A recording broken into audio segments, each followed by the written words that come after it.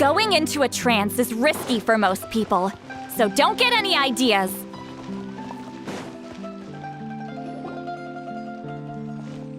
Hey, Navia! What you up to? Shh!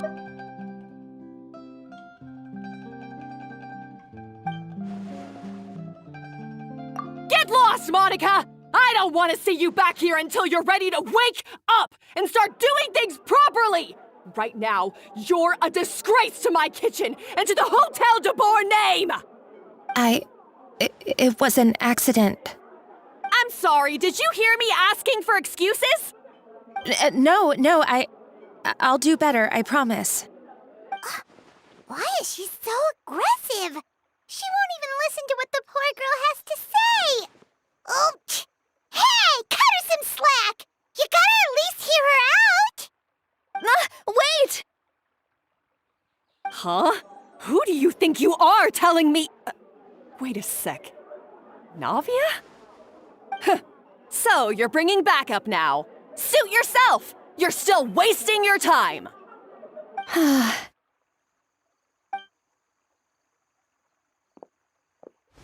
Savannah, is this how you always treat your staff?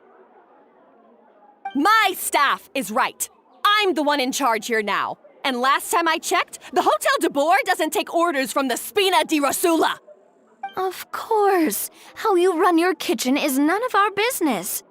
But when a member of your staff is so overworked he becomes gravely ill, that most definitely is our business. We're going to stand up for him, whether you like it or not. Overworked? I've said it before and I'll say it again. If Fermont can't handle the job, then tough luck. There are plenty of other capable people I can hire instead. But Philmont can do the job, he just... Monica, back inside, now! Huh? But you said I shouldn't come back until... Just do as you're told, and not another word out of you! Come on, we have work to do! Wow, what a horrible person! Sorry. Looks like I've dragged you into some drama again. Her name is Savannah. She's the new head chef at Hotel de Boer. Ever since she took the job, she's been enforcing a brutal work regime and putting a huge amount of pressure on her staff. One guy was so overworked, he collapsed from illness. He's been bedridden for days, and he can barely even talk properly. I'm sorry. It's all my fault. I don't deserve to be a chef. At his family's request, the Spina di Rosula is trying to mediate on his behalf. We're not exactly making a ton of progress, as you saw. Savannah is adamant that Vermont's exhaustion and illness have nothing to do with her or how she's been running her kitchen. She's refusing to have any kind of meaningful dialogue with us. Our next thought was to talk to the other chefs at the restaurant and get a better idea of their working conditions. But with Savannah watching them like a hawk, no one has been willing to open up. And that's why I'm here, doing it the old-fashioned way. Camping out, watching, and waiting for an opportunity. Oh, shoot! It all makes sense now. Sorry. Paimon should have thunked before she spoke. Did Paimon ruin everything? Oh, no, not at all, Paimon. Honestly, the way she was laying into Monica, someone had to step in. I'm sure I would have piped up if you hadn't. And besides, I don't really think I'm built for espionage. Yeah, meaning it's gonna be all the more difficult to get the inside scoop now. Oh, I might as well head back to the Fleuve Cendre then. We'll need to come up with a whole new game plan. Paimon will join you, 'cause this is kinda all Paimon's fault. Guys, it's fine. You don't need to worry about it. That said, if you were planning to visit the Fleuve Cendre anyway, let me take you out for a meal. I'll make sure it's a proper feast. A really famous chef just joined the Spina di Rosula's tavern. Her name is... Sorry to interrupt. I just wanted to apologize for the scene you witnessed just now. We shouldn't subject our customers to that. This is a small token from us. It's some candy from Monica. She asked me to make sure it was delivered into your hands.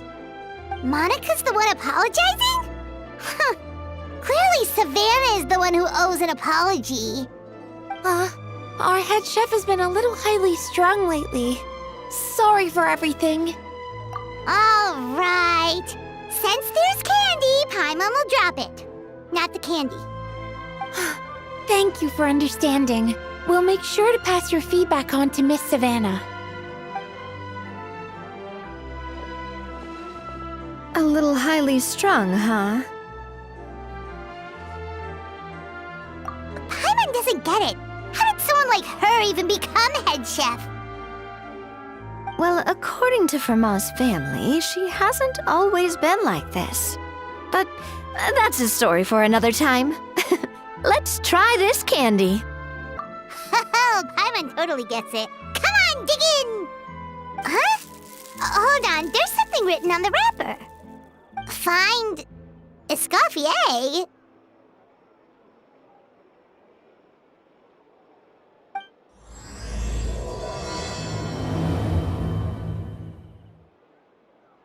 Escoffier? Could this mean...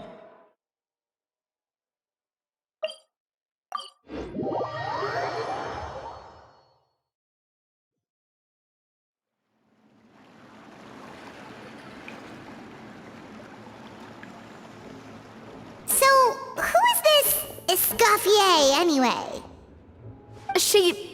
Well, for starters, she used to be the head chef at the Hotel de Boer, before Savannah. She recreated the legendary Gâteau de Boer and restored the restaurant back to its former glory. Safe to say, she's the most renowned head chef in the Hotel de Boer's history, after the culinary genius Modeste himself. Gâteau de Boer? That's the super exclusive cake that they only sell a few slices a day, right? Wow. Why the heck would she let Savannah take her place? Well, apparently, the Hotel de Boer was reported for a safety incident.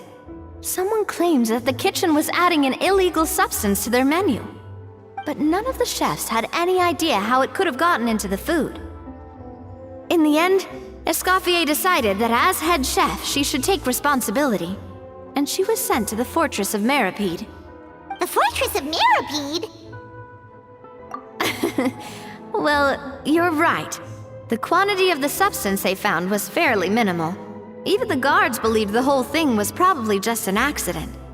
Escoffier didn't have to stay in the fortress for long, but still, by the time she returned, the role of head chef had already passed to Savannah.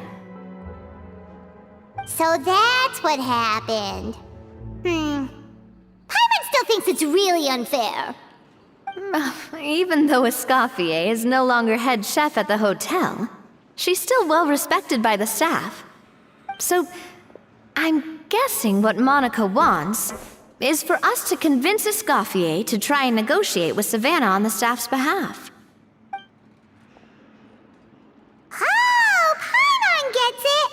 Monica wants Escoffier to come back and kick Savannah out. It's simple. If the new head chef is stressing everyone out, then the solution is just get the old one back.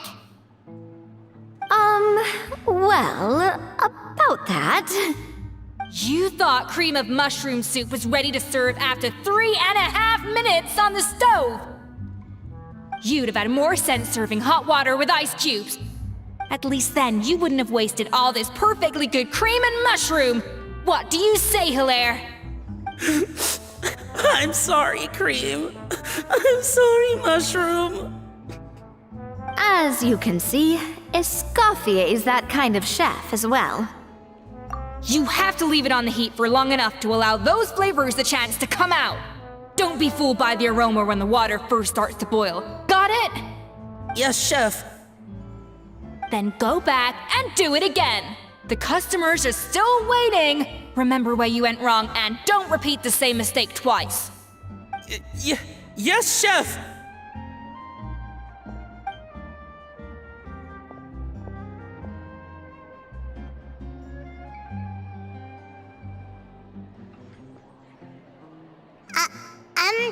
Excuse us, we're... Waiting to be served? Sorry, we're pretty busy. I'm afraid you have to join the line. Oh, no, we're not here to eat. So you're not paying customers? Then I'm afraid the wait will be even longer. It's hard to talk to Escoffier when she's in the zone. Let's take a seat. We can catch up while we wait.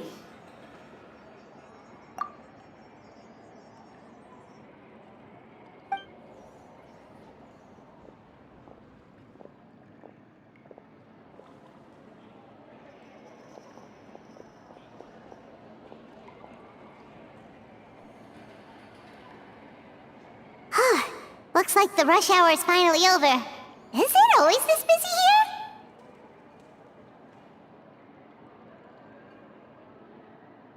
These days, yes. I'd say business has tripled since Escoffier joined as temporary head chef. Well, in her words, the Hotel de Boer doesn't need her anymore. It doesn't look like she's got any plans to go back. I guess I'll be heading off then. Wait, take these home with you. We can't serve them now, and there's no sense in letting them go to waste. Oh, thank you, Chef. For what? Like I said, I just don't want them going to waste. Oh, and tell Fiamma to get well soon, so you're not running yourself ragged every single shift.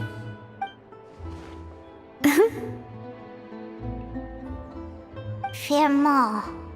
That's the second time we've heard that name. Who is that again? He's the chef that fell ill from stress.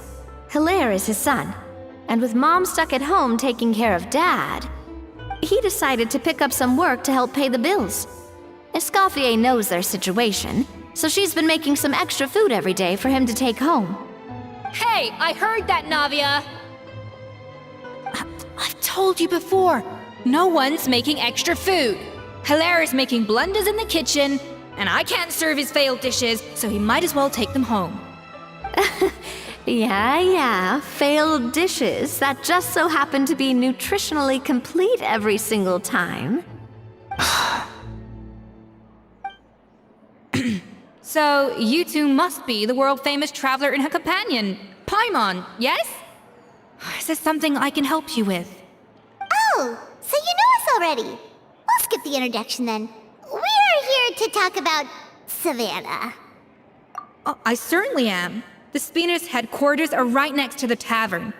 And I've lost count of the number of times Navi has come to pester me about it. But I don't work for the Hotel de Boer anymore. And being ex-head chef doesn't give me the right to interfere with that business. Besides, I'm the one who persuaded Savannah to take the job in the first place. What? Well, she was a much gentler person back then. A little timid, even. She wasn't at all confident that she was the right fit for the role. That's hard to believe. Are we definitely talking about the same Savannah here? Honestly, I do wonder if she's just emulating me. I mean, I'm not the most pleasant head chef to be around either.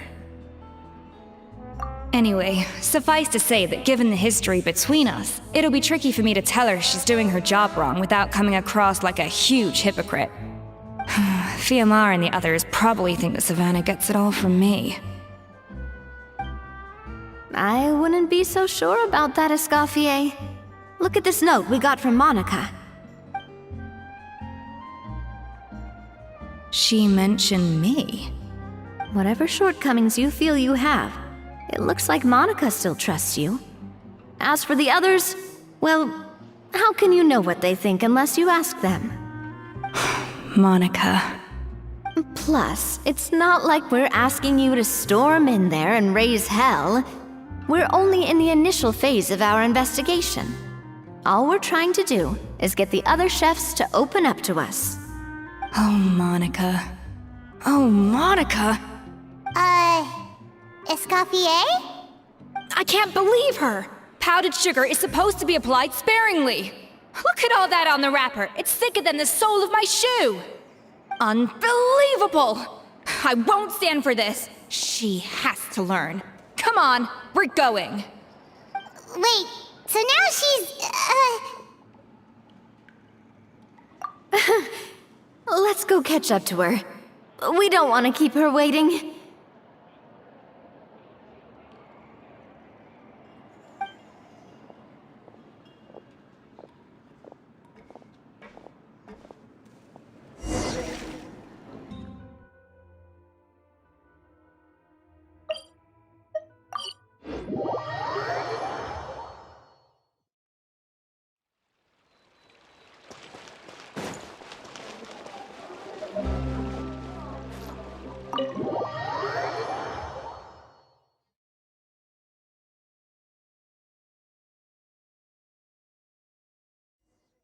Wait, she looks like...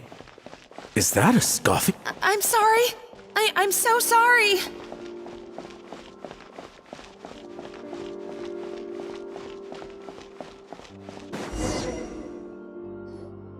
I'm sorry, I'm so sorry. I messed up your order. Oh, I wouldn't go that far. Maybe the taste is a little off, but if you hadn't brought it up, I don't think I would have noticed. But, please, you have to forgive me or Chef is gonna... Okay, I know. I'll kneel before you. What the heck? Get up, Monica! Can't you see that you're just making your customer feel more awkward? Escoffier? If you want forgiveness, then do what any self-respecting chef would do. Make the dish again. And this time, get it right. You cannot go begging your customers to feel sorry for you. Savannah said that I'm not allowed back in the kitchen until I've corrected my mistake. But if I can't go back into the kitchen, I can't do the dish over. that's some backwards logic. How can you fix your mistake without being allowed to cook? If this is what Fermat had to put up with, then no wonder he had a breakdown. We apologize for interrupting your meal, sir. It's fine. With my layman's palate, it's not like I can tell the difference anyway. I was actually quite enjoying my meal until she appeared out of nowhere and started apologizing. Gave me a bit of a fright, to be honest. Oh, well, it's because Chef Savannah tasted a bit of the leftover soup from my pot and then threw me out of the kitchen. Gosh, that's pretty strict. Has she always been that way? I don't recall things being like this when Escoffier was head chef here. I gotta say, you're all looking a little worse for wear these days. I mean, Escoffier was strict too, but I think the difference is that her criticism was more constructive, so you knew what you did wrong and how to improve, and we all knew that it came from a good place. Chef Escoffier was hard on us because she truly wanted us to reach her level. But these days, whenever we make a mistake, we just get told to wake up, get your head in the game, or just do it again. And it's only gotten worse since word got out that Chef Escoffier had started working again in the Fleuve Cendre. Monica, you don't need to call me chef. I'm not the boss here anymore. Yeah, but through no fault of your own, what happened back then, that wasn't on you, and all of us know that. That banquet was a huge event, and so many staff were involved every step of the way. With so many moving parts, there's no way of knowing how that Lumiline ended up in the food we served. Lumiline? What's that? A new drug from the Fontaine Research Institute, produced from an extract of the Lumitoile. Apparently it sharpens the senses, so they used it to treat people with impaired responses to stimuli. Oh, yeah, I've heard about that. They found out you can use it as a flavor enhancer since it stimulates the taste buds. Makes things pretty addictive. They also found that overuse can have mood-altering effects, and even lead to nerve damage. So it quickly ended up on the guard's list of controlled substances. Unfortunately, however, Some food products containing the additive had already made it to the market by the time the guards banned it from the restaurant industry. Everyone knows that in all likelihood, someone probably just purchased a batch of contaminated ingredients by mistake. But you took all the blame. We all know why. You just didn't want to see this turn into a place where tensions are constantly running high, because everyone's suspicious of each other all the time. And now look at you, a fry chef in the Fleuve Cendre. What are you trying to say? Sure, the Spina's Tavern is no Hotel de Boer, but come on, it's not that bad, is it? Oh, the Fleuve Cendre, you say? Great. That's where I'm dining from now on. Monica, I'm very happy with my current job. And there's no changing the past. We just have to let bygones be bygones. Besides, at the end of the day, I was the head chef, regardless of whose mistake it was. Ultimately, the responsibility lay with me. If only Savannah was half the boss you were. I'm sorry? Do you have a problem with my conduct as head chef? No, chef. So, you do remember who's boss? Escoffier? I thought you'd left this place for good. What are you doing back here? What happened to you, Savannah? Why are you acting like this? When I turned this place over to you, You made me the head chef and gave up your right to tell me how to do my job. You're not the boss here anymore, so stop acting like you own the place. Whoa. Sounds like someone has a chip on her shoulder. Oh, Savannah! My God, have you grown a temper since I last saw you? Have you put even half the amount of energy into improving your cooking skills, or are you still using the Pluie Lotus as an off-brand marcotte, thinking no one can tell the difference? That's none of your business! What happened to not storming in and raising hell? Ho ho! I was not expecting to see something this spicy as soon as Escoffier returned. Huh? Fan-Asian? Aye, miladies.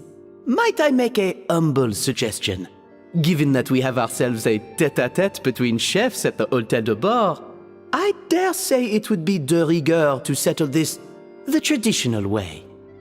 The traditional way? That can only mean one thing. That's right! I'm talking, of course, about the tradition established by Modeste himself. The cooking contest! According to legend, the founders of Hotel de Boer, Modeste and Savelli, used this method to resolve all of their disputes. Everything from petty arguments over next week's menu to disagreements over the strategic direction of the restaurant. The cooking contest would decide who had the final say. Sounds like they had a lot of free time on their hands.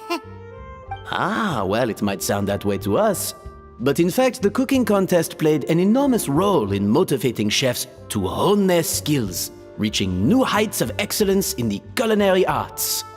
And indeed, the reintroduction of this institution in recent years has surely been instrumental in transforming the Hôtel de Bord into the top-ranking restaurant in Fontaine. Reintroduction? Someone brought it back? Who? What say you, Escoffier? Surely you of all people won't back down from this challenge. It was you who put the rule in place, after all.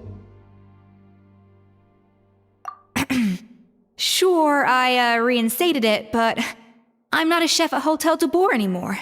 Isn't this bending the rules a little? I see no issue as long as both sides agree to the terms. We could simply treat it as an exhibition of sorts. Savannah, any objections? Exhibition. Huh. No. If we're going to battle it out, let's put it all on the line. If I lose, it's up to you what happens to me. I don't want anything to happen to you. But if you lose, you hand over the Codex de Board to me. What? The Codex de Boer?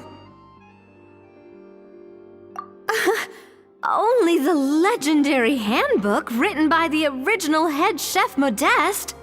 It contains all his secret recipes, including Gâteau de Bourg. It's the greatest treasure in Fontaine's culinary world, and only the present and former head chefs of the Hotel de Bourg have the right to read it. Present and former? Wait, but that already includes Savannah, though. What do you want that old thing for? You have your own copy, don't you? Don't take me for a fool. You know perfectly well what I mean. I want your copy, the original version, the one you took with you when you left us. I'm sorry, I must be missing something. You know, there's no difference between the original and the copy, right? They contain the exact same recipes. Stop trying to change the topic. What's wrong, Escoffier? Scared you're gonna lose to me? Or are you scared of me getting my hands on the original codex? Savannah, you may remember that we gave her the original as a parting gift, to thank Escoffier for her years of service. Asking for it back feels a little, Oh, I'm sure it won't be an issue, as long as both sides agree to the terms. Those were your words, weren't they? And as for the contest itself, let's make it a bake-off. Gâteau de Bourg, per the recipe in the codex. Well, Escoffier, you against me. Are you in or out? You sound surprisingly confident. Alright then, let's see how much you've actually grown. I hope you surprise me, Savannah. I'd hate to find out that all you've learned after this long is how to chew people's heads off. Believe me, I'll show you. Escoffier, are you sure this is a good idea? You accepted her terms a little hastily. Oh, it'll be fine. Let's head back to the floor.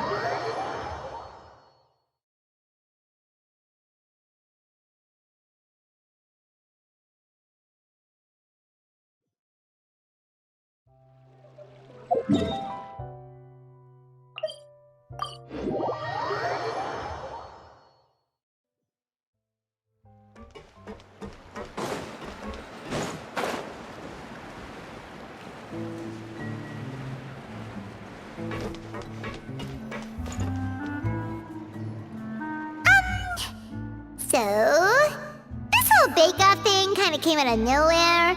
Was it really sensible to just go along with it? Well, I got a sense that she's holding something back. But we chefs always express ourselves in our cooking. So if she won't talk, this might be the best way to find out what's really going on with her. Huh? Holding back? Sure didn't sound that way to Paimon. Escoffier only picked up on it because she's the same way. Always closed off, never letting you know what she really thinks. That's patently false, at least where your macarons are concerned. I've been nothing but truthful with you about the disgraceful amount of sugar you use. Okay, that's one case where you can keep your thoughts to yourself. Oh, that? Well, it's not so much a recipe book as a diary of Modeste's adventures. Back in the day, he and his good friend Savelli explored far and wide, partly adventuring, partly looking for new ingredients and developing new recipes. Their creations had an enormous influence on the course of Fontaine cuisine, turning it into a much more vibrant and diverse scene.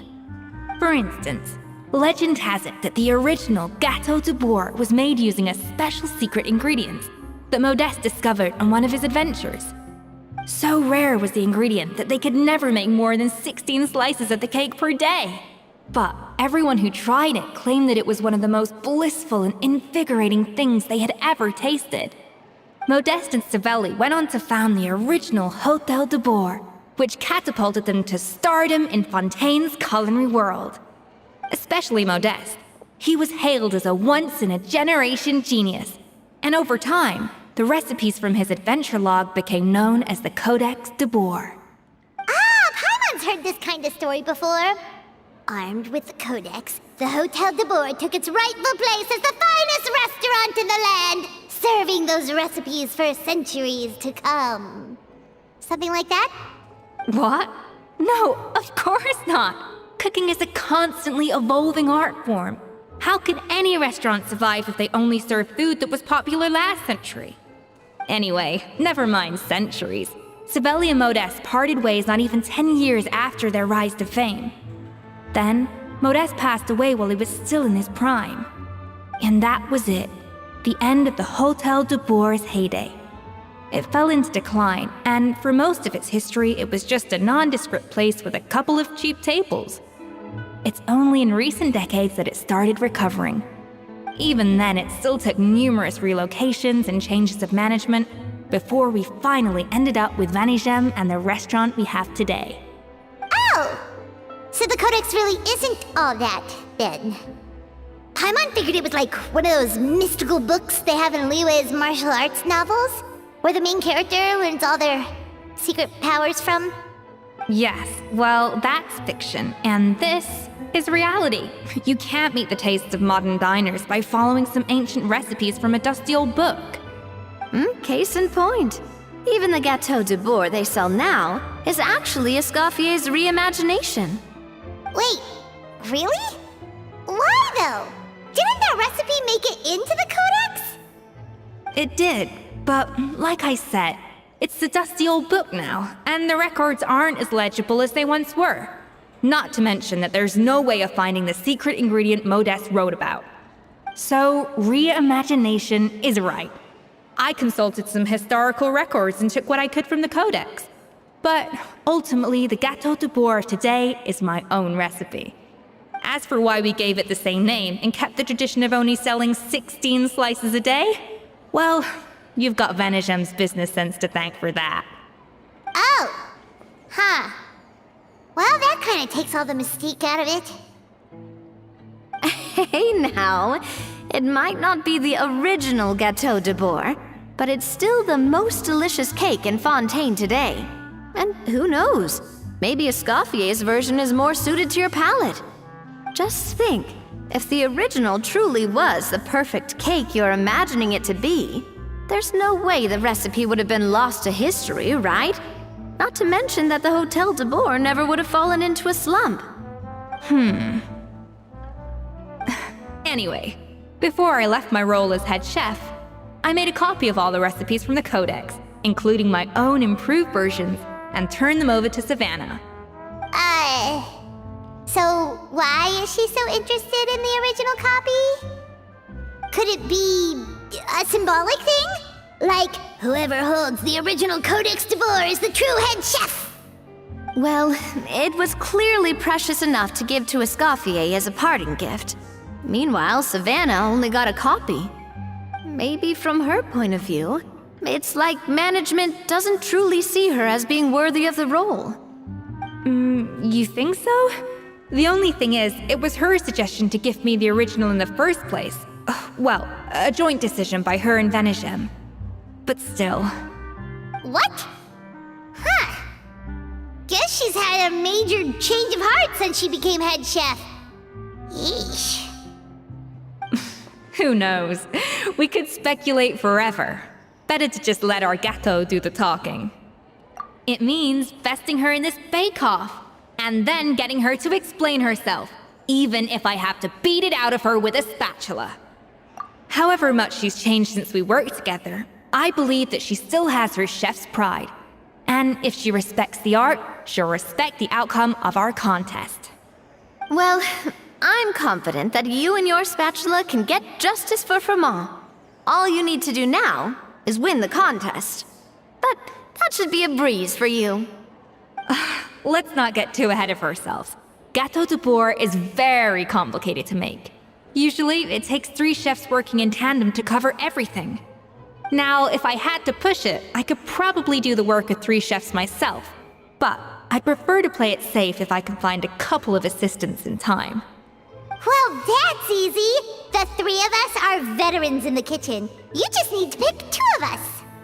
Well, I have heard the Traveler is an accomplished cook, as well as a warrior. But be warned, I will hold you to exceptionally high standards. Think you're up to— Oh, count me in too. I've spent weeks perfecting my macarons after your scathing review. Even if it means competing against the Traveler, So be it. I'll show you what I'm made of.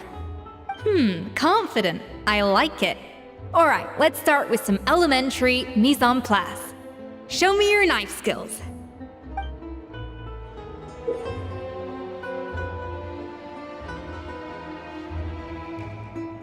I've always called it chopping stuff up, not mise en place. But it's basically the same thing, right? Oh, Navia. The difference in your case is that mise en place is chopping stuff up without sending juices flying all over. Looks like you found that easier than I expected. Yeah, thankfully it was pretty straightforward in the end. You made it sound like we'd be carving statues out of fruits or something. Well, brace yourself, because the next step is anything but straightforward. I'll be using this cold press to extract flavor compounds from the ingredients. A kind of special food processor I got the Fontaine Research Institute to make for me. It uses cold temperature extraction to isolate the essence of cooking ingredients, which can then be used to flavor dishes more precisely. But this isn't exactly standard kitchen equipment, so that probably didn't make a whole lot of sense. Let me give you a demonstration instead.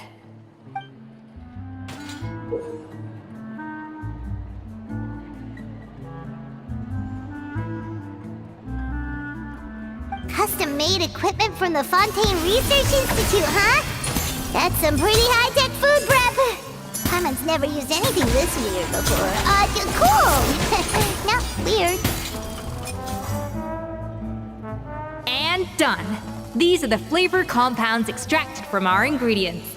I processed all the fruit you chopped up earlier. Wow! Even the smell is so much more concentrated. What next? Do we add all this stuff in? Absolutely not! Throwing everything in at once will ruin the balance of flavors. We have to go slowly and carefully to calibrate the exact flavor we want. I'll demonstrate again. Now, watch closely. I guess I'm finally on the right path. Slowly and carefully.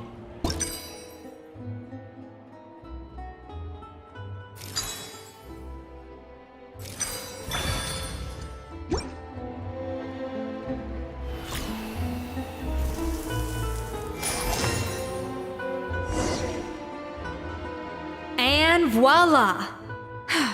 Now it's your turn.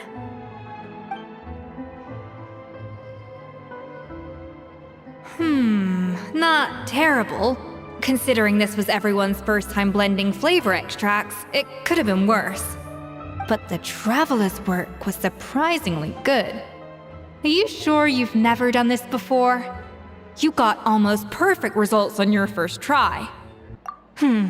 That goes without saying. Still, credit where credit's due. You did well. Alright, now for the part I've been looking forward to. I want each of you to cook something from the Hotel de Bois' current menu.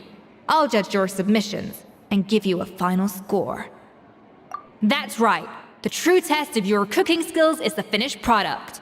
It'll be good practice for the contest itself. Now get to it. Chop chop!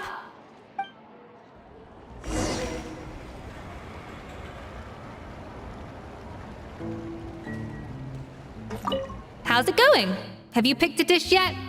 Choose wisely. I expect you to present the most delicious thing on the menu.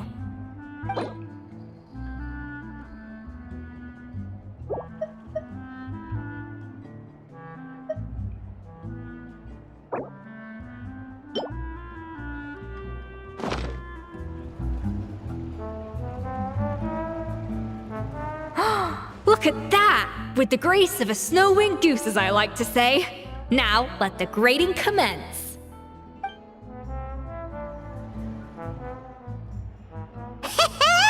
Pretty good, right? Not to brag or anything, but Paimon's a bit of a connoisseur when it comes to la food. 6 points. What? Oh, well, fair enough. Paimon doesn't cook all that often, so as long as it's a pass. That's 6 out of 100. What?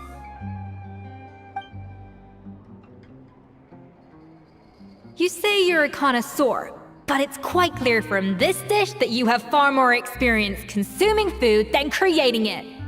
By that logic, I suppose you think listening to Lady Farina on repeat every day would make you an opera singer.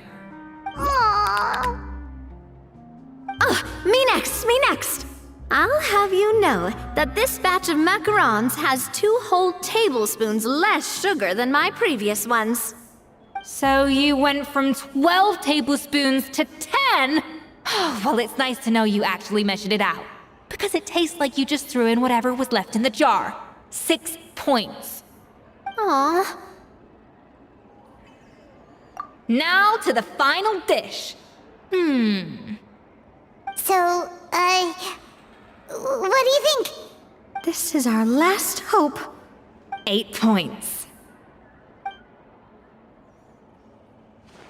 Darn, that's barely higher than what we got. Not exactly. The color is spot on. Beautiful aroma. Excellent presentation. I have to give this one 8 points out of 10. Maybe even 9 points. Huh? How did you pull that off? Don't get me wrong. There's room for improvement. But still, this is clearly the work of an accomplished chef. I can tell that you've put many hours of work into honing your skills in the kitchen. I can really taste the grace of the snow-winged goose in this dish. The traveler's journey, with all its trials, tribulations, and setbacks. Not to mention the frustrations of having a picky eater for a partner. Hey, you made that last part up! No way did you taste that! Well, it looks like I lost fair and square. I guess you'll be taking the Traveler as one of your assistants then? But if it takes 3 chefs, that still leaves 1 slot remaining. Maybe Paimon and Navia should keep practicing and see how it goes? Chef Escoffier! Oh, it's Hilaire! What brings you here? I heard the news about the cooking contest. You're doing Gâteau de Bois, right? I was just wondering if you needed any help? And you think you're up to the task, do you? Oh, no, I know I'm not there yet. It's actually my dad who wanted to help. Firma, last I heard, you could barely get out of bed. Chef Escoffier, Navia, Traveler, thank you all so much for everything you're doing for me and my family. I've had enough of sitting around at home while you run yourselves ragged. If you let me, I'd like to help you win this cooking contest. Yeah, I was gonna say the same thing. Don't you worry. I'll be fine. I'm feeling much better now. I'm sorry. I know I've been rather useless these past few days, but not anymore. The fact is, I'm a fine chef, despite recent events.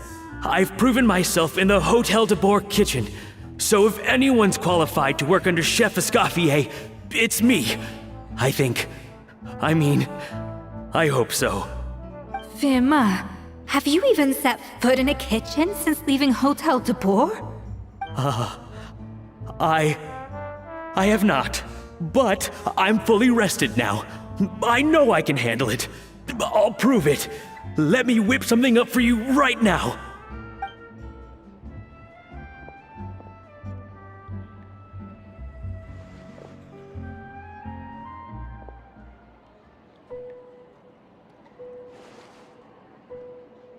Huh? That's strange. Why are my hands shaking? What do you call this, Firma? I can't seem to grip my knife. Do it again! Again! Again! I... Hopeless. Get out of my kitchen yesterday.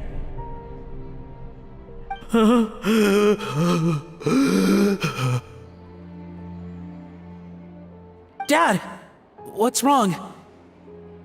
I don't understand. I was feeling so much better, and then Will I never be able to work in a kitchen again? Dad, talk to me. What happened?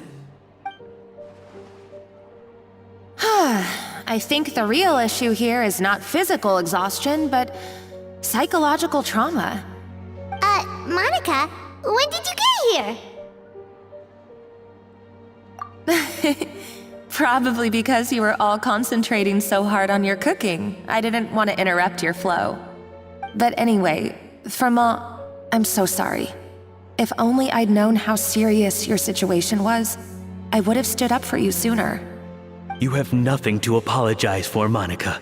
During those long nights of redoing every order, you were the only person who looked out for me. Oh, come on. All I did was make you some tea. I doubt it was much help. Savannah was so ruthless toward you. I probably should have brought you something stronger. She sounds like the worst. All right, another Savannah horror story. Let's hear it.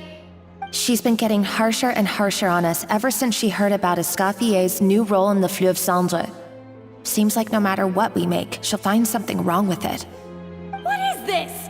It looks like a dog's been at it! In the trash now! Then she orders us to redo the dish again and again, but we never know what's going to make her happy. Do it again, do it again, do it again! Every time you remake it, you just get another earful from her. Either straighten yourself out, or get out of my kitchen! So now, it seems like just picking up a kitchen utensil gives me flashbacks of her yelling at me. Oh man, that must be awful. The more I want to get it perfect, the more my hands shake, and the more scared I am of making another mistake. How can you give up so easily, Firma? You weren't a quitter when you were working for me. And even under Savannah, you talk about working late into the night trying to perfect your dishes. That says to me that you still hadn't lost that determination to prove yourself. What changed? I don't know what's come over me. When I think back, I just remember feeling like my heart and my hands were growing heavier and heavier as the shift went on. Each time I had to redo a dish, my heart sank a little further. Maybe Savannah was right. Maybe I am just hopeless at this. Dad. I see. Well, it sounds like there are some deep issues at work here. Ones that won't be resolved by merely seeking compensation. I will win this contest, and after that, I encourage you to approach Savannah and talk this out. But what if you can't find another assistant in time? Clearly, I'm in no state to help out. You think being one person short will ruin my chances? Let's not forget, I taught you and her everything you know. Even if I had to go it alone, I would present the perfect gâteau. Oh, well, Paimon and Nadia will still keep practicing, just in case. And so will I. Yeah! And if worse comes to worse, we can always get the Spina di Rosula to put out an emergency call for chefs. There's gotta be someone out there, right? Actually, I thought maybe I could help. That's sort of why I'm here. What? Why didn't you say so? I was going to, but then... well, this is the first chance I got. You do this for us? Thank you so much, Monica. Alright, fine by me. But aren't you still working for Savannah? Joining the other side seems like a guaranteed way to put your future employment in jeopardy. I know, but it's all right. I've made up my mind. With the way things are, I can't keep working for Savannah much longer anyway. Unless I want to become the next Firma. I'm done with sucking it up. It's time to try and turn things around.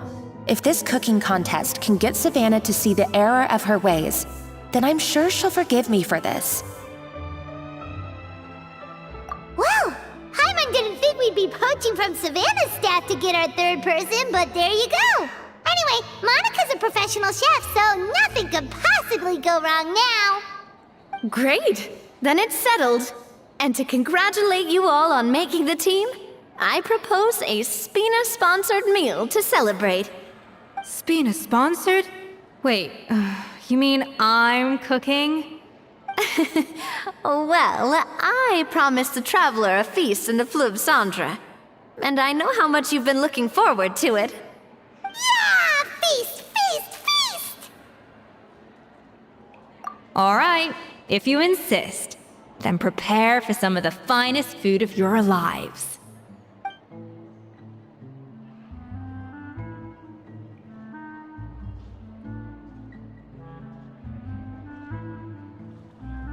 That's not a bad idea, actually.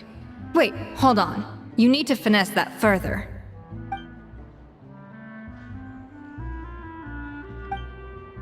That was a dream come true.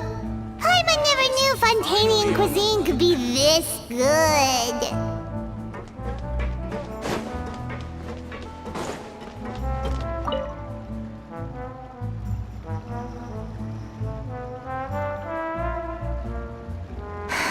Why, Savannah? Why? Oh, nothing. I was just flicking through the original Codex de Boer. I wanted to see if there was anything I'm missing. Something I hadn't noticed before. That might explain why Savannah's so desperate to get her hands on it. But I can't find anything. It's just some hastily scribbled recipes in between diary entries from Modeste's adventuring phase. And most of it's not even legible anymore. The copy I gave her not only has all the recipes in full, but even includes my own private tips and notes from years of experience. Surely that's infinitely more useful than this old thing. Yeah, maybe. Still, it's just hard for me to imagine that the Savannah I knew would go to all this effort just to make a point. We were. At least I always thought we were. She was a little shy, but meticulous with everything and everyone she dealt with. She made a few mistakes here and there, but she was quick to correct them whenever they were pointed out. And she was always striving to improve as a chef. Those qualities are why I recommended her to replace me as head chef. I never imagined for 1 second that she'd cause Fiamma and the other staff so much grief. Well, I mean to an extent, of course. I pushed hard for her to get the role. And the idea that she turned out like this because of me is difficult to come to terms with. I wonder if this is how... Yes, with his good friend and co-founder of the Hotel de Boer, Savelli. The story goes that after Modeste unveiled his Gâteau de Boer and was hailed as a culinary genius, he was admired and adored by all. But his newfound fame slowly drove him and Savelli apart. Unlike Modeste, whose every new creation was an instant hit, Savelli seemed to face setbacks at every turn. Doors that would swing wide open for Modeste would shut in Savelli's face. And with Modeste being whisked off to all manner of functions by his celebrity friends, he had less and less time to discuss the culinary arts with Savelli. People started gossiping about Savelli, and their relationship between the two gradually soured. Everything came to an abrupt end when Modeste, still in the prime of his life and still hailed as a genius, suddenly died from an acute illness. And that was it. They neither had a decisive split nor got the chance to properly reconcile. Their story just came to an end. One rumor had it that Savelli actually killed Modeste out of jealousy, even as the latter was hoping to make amends. Unlikely, it's a popular theory, but there's no real basis for it. At least there are no records of Savelli ever being convicted of a crime. Still, beyond a point, there's no way of knowing what truly happened in the past. All we can do is try to make sure the present doesn't quite go as badly. And that's why I have to win this contest tomorrow. Then get the truth about everything that's been going on, even if it means cracking her open like a nut. Really? Well, I like the confidence. Don't let me down tomorrow then. You better bring your A game.